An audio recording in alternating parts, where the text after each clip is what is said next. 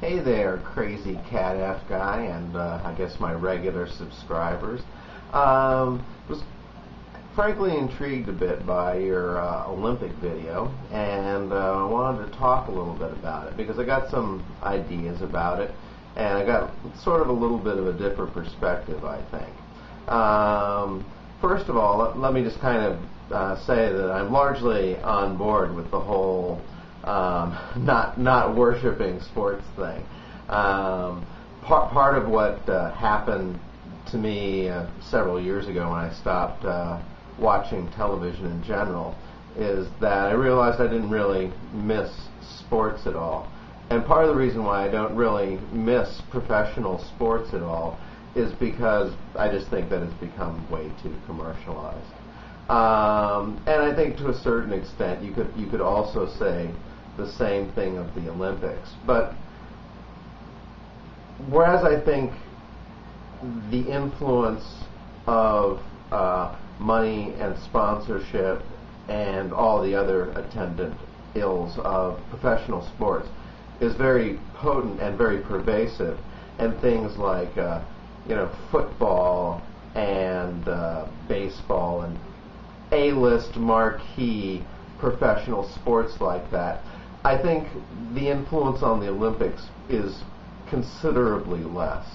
I know there's been some breaking down of the barriers and the definition of what it means to be amateur, and I actually don't think that's been terribly healthy for the Olympics. But at the core of it, I think you still have people who are striving to be the very best. Let me give you a little bit of insight into this, my personal insight. My father actually was an ice skater, and he was actually an alternate on the Olympic team the year that Dick Button, the current commentator, won the gold. And he was my father was well known at the time, had actually beaten Dick Button on various occasions, and actually probably would have beaten him on many more occasions, except for the fact that skating was weighted very differently back then. And I think at the time, half of your final score was what was called, at the time, the school figures, which is the precision skating that you do at the beginning, which almost nobody ever sees because it's not very sexy. It's just determining, how exactly you can skate a figure eight, stuff like that. And that was the kind of stuff that Dick Buttons excelled at, and my father was not quite as good at. But my dad had his time, and he competed. He was Pacific Coast champion, and later on went into a kind of a small professional career, including skating with the Sonia Haney Ice Show. So I had kind of an interesting perspective hearing my dad talking about the Olympics and what it meant to be an Olympian when we watched these things growing up. And of course it was very much a part of my growing up to hear my dad talking about it. One of the things that he always talks about, and I think this is related to the Olympics being a once every 4 years kind of phenomenon, is the whole aspect of mental toughness. I think it's really interesting, too, because my father, despite the fact that he got very close to achieving his dreams and didn't, and this was back at the time when the alternate didn't even travel with the team, so he didn't even get to go to the Olympics and participate in any sort of way. So it would be easy for him to be bitter about the experience. And I'm sure he on a certain level, he's disappointed that he didn't get it and that things changed later, and if he would have been on the later system, he would have done better, etc. But I mean, my dad has never, ever made any kind of apologies for his failure to get what he wanted, what he was trying to achieve. And he talks a lot about mental toughness, the kind of mental toughness you need when you focus your life on a brief period of time that's a once in a 4 years phenomenon. And I think that actually speaks volumes, I think, to the kind of people that engage in this sort of activity.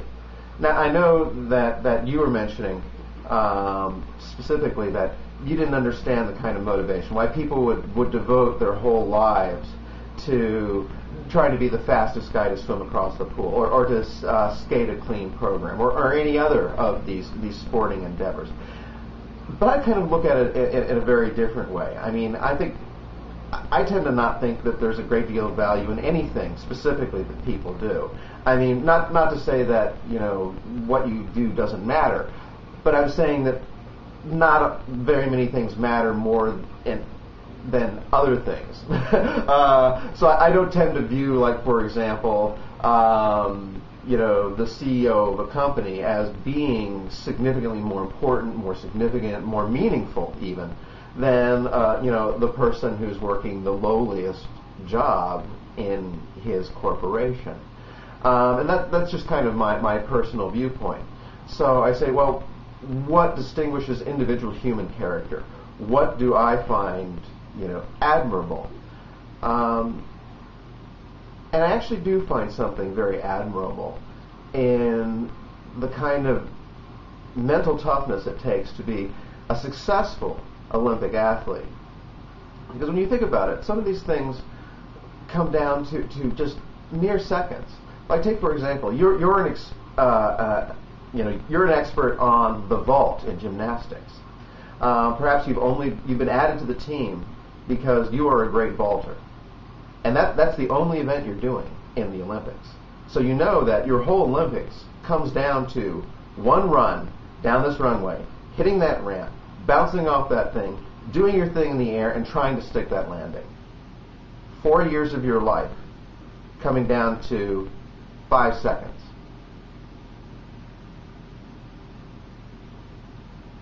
And maybe that's a crazy bet to make with your life.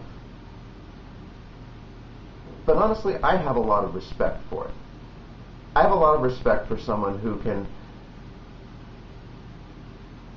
labor, for the most part, in complete obscurity, making a great deal of personal sacrifice in an attempt to be the very best at something. And lest we forget, I mean, the worst person in the Olympics is still one of the, 1 to 3 best people in their entire country at whatever they're participating in. True, that's perhaps not a great statement to say that you're the best badminton player in Luxembourg. But I would say that for the vast majority of Olympic athletes, it is terribly meaningful, and it's represented a great deal of hard work.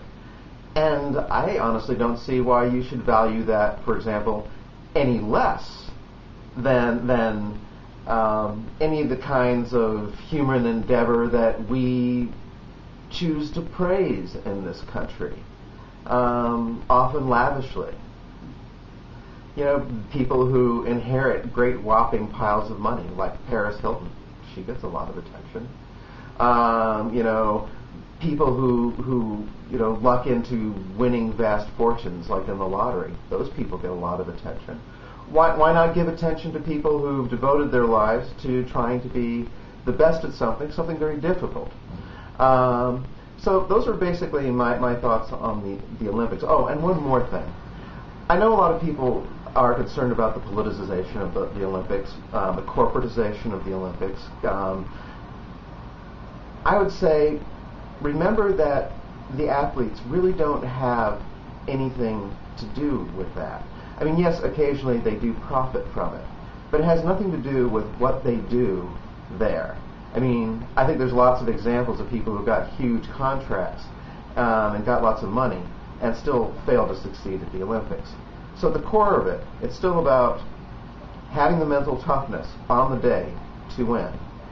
And as far as a place like China hosting, well, the athletes don't have any choice over where the Olympics take place. And for a lot of these athletes, they only get one chance.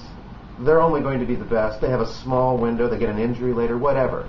They have a chance. And I think, given the choice, most of them would rather have the Olympics in a non-controversial venue, someplace that nobody cares about and has no problems and there's no protests, because the athletes aren't there to try to make the world a better place. They're there to win. And okay, I guess I'm running out of time now, and that's all I really wanted to say about the Olympics. Hope that explained things a little bit for you.